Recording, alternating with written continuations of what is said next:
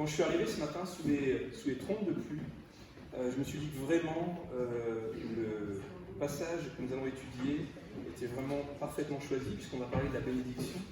Alors c'est vrai qu'en Bretagne, la pluie, on ne se rend plus compte que c'est une bénédiction parce qu'on la reçoit assez souvent, mais dans d'autres pays, c'est vraiment quelque chose qui est très important. Alors, en arrivant ce matin, je me suis dit vraiment, le temps va sur la thématique. Quand on a démarré notre culte, nous avons chanté un psaume, « Bénis l'Éternel, ô mon âme ». C'est le psaume 103, c'est un psaume qui a été écrit par David.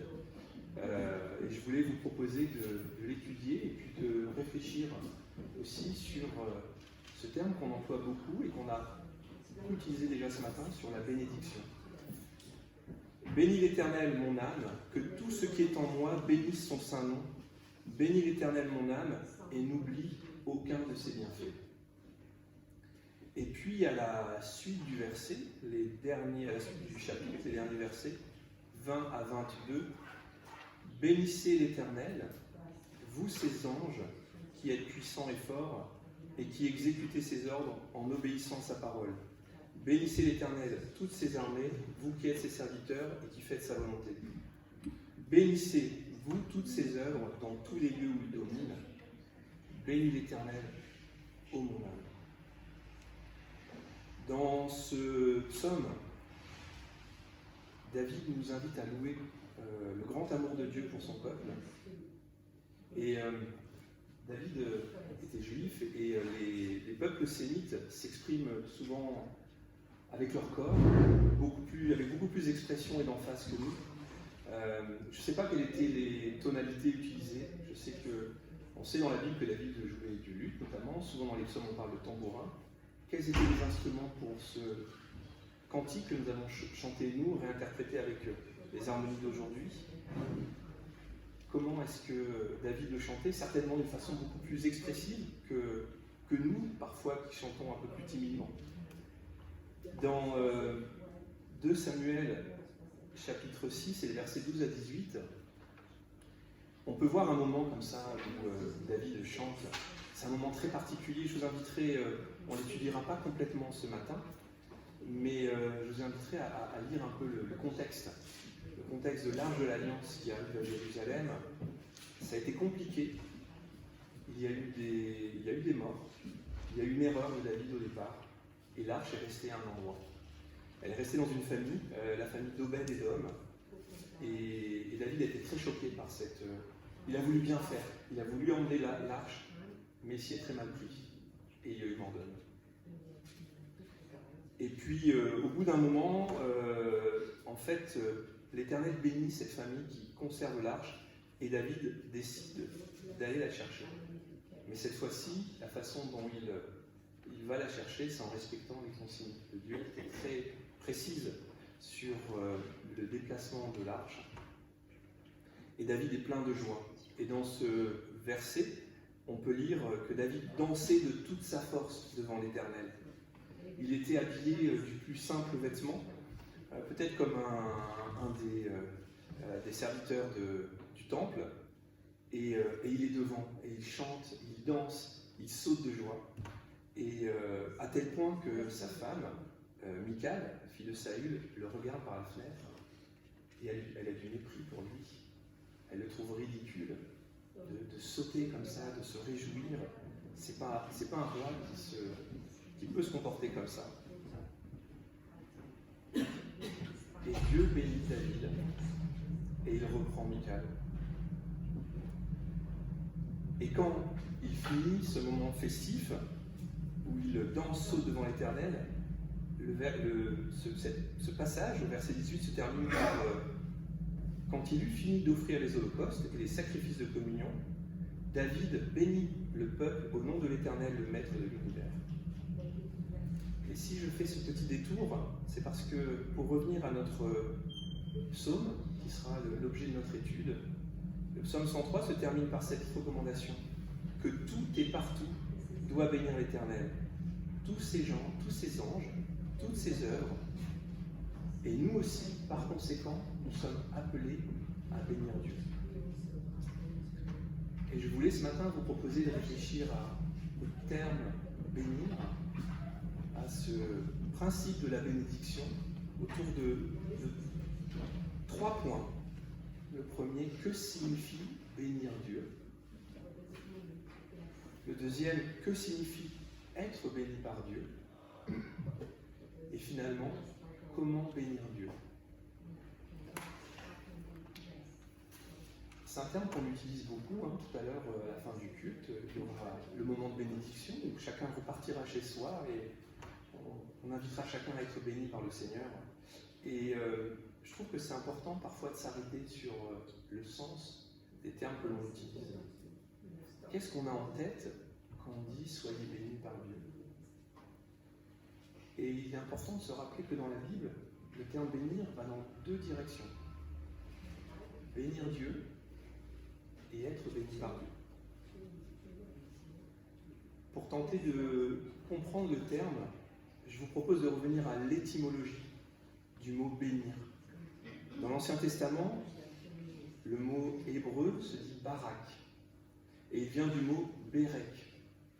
Et bérek, ça veut dire le genou. Alors bénir, au départ, ça veut dire se mettre à genoux. Et si on se souvient du contexte, dans l'Antiquité, le serviteur, qu'est-ce qu'il fait devant son suzerain? Il se prosterne devant lui. Pourquoi il se prosterne devant lui? Pourquoi il se met à genoux? Pour reconnaître sa grandeur, pour se soumettre totalement à lui. Parce qu'à ce moment-là, à cette époque, le souverain a pouvoir de vie et de mort sur son sujet. Et il s'agenouille devant son suzerain en lui demandant de lui laisser la vie et en attendant un ordre pour se mettre à son service. Et peut-être qu'en revenant sur ce terme hébreu de genou, on peut comprendre que bénir Dieu, c'est alors se prosterner moralement devant lui, peut-être physiquement aussi, et lui dire en pensant de tout son cœur, de toute son âme et de toute son intelligence, que nous le reconnaissons comme notre roi, notre maître, notre Seigneur, comme celui qui a le pouvoir de nous faire vivre, comme celui dont nous dépendons entièrement, et dans le même temps de nous soumettre entièrement à lui, en le reconnaissant plus important que nous, et en attendant sa parole pour se mettre à son service. Finalement, bénir Dieu, c'est se remettre entre ses mains et le laisser diriger notre vie, quelle que soit sa durée, quelles que soient ses décisions. C'est lui qui gouverne. Et alors, dans l'autre sens, si l'on s'intéresse à ce que signifie qu'être béni par Dieu, on revient au terme barak, genou. Cette fois-ci, le souverain, quand son serviteur se met à genoux, l'action, elle essaie de le relever. C'est le remettre debout. Et la première bénédiction de Dieu par rapport à nos chutes, c'est quoi? C'est justement de nous relever. Dans la Bible, Dieu affirme qu'il nous relèvera de toutes nos chutes, pourvu que nous nous agenouillions devant lui. Pour faire quoi? Pour lui demander pardon et pour lui demander son aide.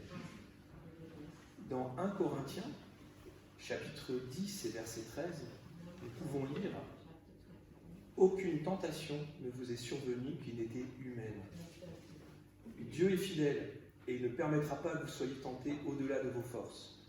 Mais avec la tentation, ou alors on peut dire l'épreuve, il préparera aussi le moyen d'en sortir afin que vous puissiez la supporter. » Dans les rituels antiques, le Seigneur étendait sa main en signe de protection sur son sujet, parce que le suzerain a le devoir de protéger son sujet. Et les sujets reconnaissent leur suzerain comme tel. Et ensuite, le suzerain envoie en mission son serviteur. Le roi donne son aide, mais il attend en retour que le sujet agisse en faveur du royaume. Peut-être que là aussi, on peut y voir des indications pour comprendre la bénédiction de Dieu. C'est cette action qui nous relève, qui nous donne l'aide du Seigneur, sa protection pour que nous vivions. Cette aide, rappelons-nous qu'elle est donnée gratuitement. Ce n'est pas un dû, ce n'est pas une récompense. Aucun de nous la mérite, mais c'est une grâce, c'est un don gratuit. Il n'y a aucune condition préalable, autre que celle d'être là, pour la recevoir. Il n'y a pas de question de mérite personnel, mais nous pouvons penser aussi que Dieu attend de son serviteur qu'il mette à profit cette bénédiction pour accomplir des actes en faveur de Dieu, qu'il se mette en action pour son royaume. Dans Matthieu 9, les versets 37 à 38, nous lisons que Jésus dit à ses disciples « La moisson est grande, mais il y a peu d'ouvriers. Priez donc le maître de la moisson d'envoyer des ouvriers dans sa moisson. » Nous pouvons regarder la bénédiction de Dieu comme une grâce, mais alors nous ne devrions jamais la recevoir passivement. Ce sentiment de reconnaissance, il doit aussi s'accompagner du sincère désir de servir Dieu, et alors de tenir ferme la résolution d'agir concrètement dans le monde qui nous entoure. Je crois que c'est Laura ce matin qui criait des voisins, de la famille, du travail. Faire progresser le royaume de Dieu, en fait, notre environnement autour de nous y invite. Là, je me parle à moi, mais vous pouvez rester. Qu'est-ce qu'il est compliqué autour de soi de témoigner de cette grâce, de bénir son environnement? Qu'est-ce qu'il est compliqué? Et pourtant, la moisson est là, autour de nous. Et parfois, on ne la voit pas. Nos voisins, notre famille, nos collègues de travail. Tous les jours, on les rencontre. Et cette bénédiction qu'on reçoit, on peut aussi la retourner vers eux. Alors, nous avons réfléchi sur un premier point. C'est quoi bénir Dieu? Puis le deuxième, c'est quoi être béni par Dieu? Et alors ensuite, comme dernier point, comment est-ce que nous pouvons bénir Dieu? Comment concrètement nous pouvons faire? Dans ce chapitre de Psaume, c'est quelque chose qui m'a vraiment surpris. Et nous l'avions étudié avec Michael Piet, qui avait plutôt étudié la première partie. C'est quelque chose qui m'avait percuté. Bénissez Dieu. Qui sommes-nous pour bénir Dieu? Et il nous appelle à ça, à le bénir. Pour réfléchir au mot bénir, cette fois-ci, nous pouvons nous intéresser au grec. Hier soir, avec les enfants, on s'est intéressé un peu au chinois, comment en fait on exprime des termes, sans leur Florence soit assez à l'aise pour parler le chinois, en tout cas pour l'exprimer. En grec, bénir se dit evlogo, et en latin ça se dit benedicere. Ça a donné le mot français que nous utilisons, bénir. En anglais, blessing. En grec comme en français, bénir ça veut dire quoi? Ça veut dire dire bien, ou alors dire du bien. C'est étonnant, quand on s'intéresse à l'hébreu, on parle du genou, être à genoux. Quand on s'intéresse au grec, cette fois-ci c'est parler et dire du bien. Ça semble pas forcément complémentaire, et pourtant, bénir Dieu, c'est pour nous dire du bien. C'est ce que nous avons fait ce matin dans les prières. C'est dire tout le bien qu'on pense de Dieu, le remercier pour tous les bienfaits que nous lui devons. La bénédiction que nous accordons à Dieu, c'est une reconnaissance de sa grandeur, de sa bonté, de son amour et de sa miséricorde. Mais alors, dans l'autre direction, quand Dieu nous bénit, qu'est-ce qu'il peut dire de nous?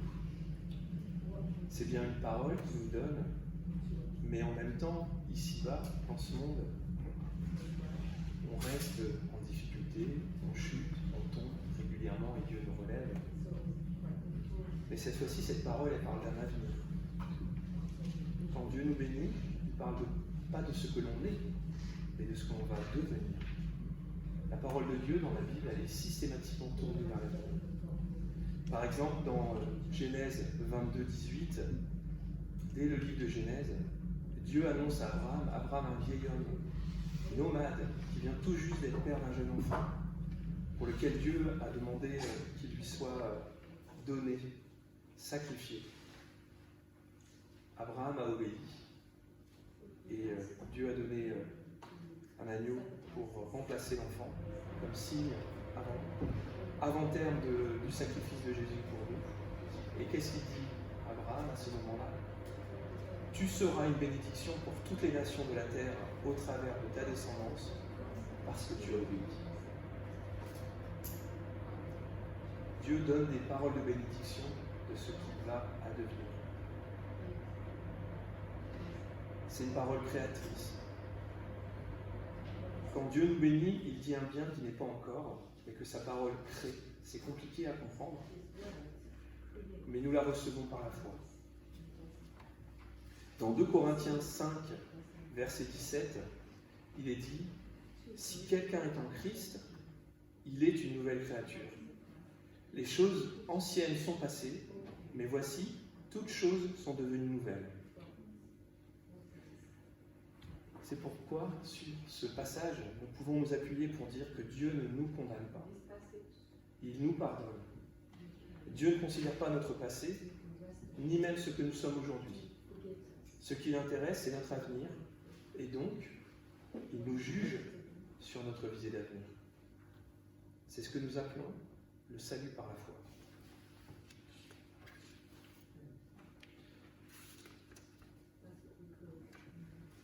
Finalement, pour conclure, bénir Dieu et être béni par Dieu, ce sont deux choses qui au départ m'apparaissent complètement différentes.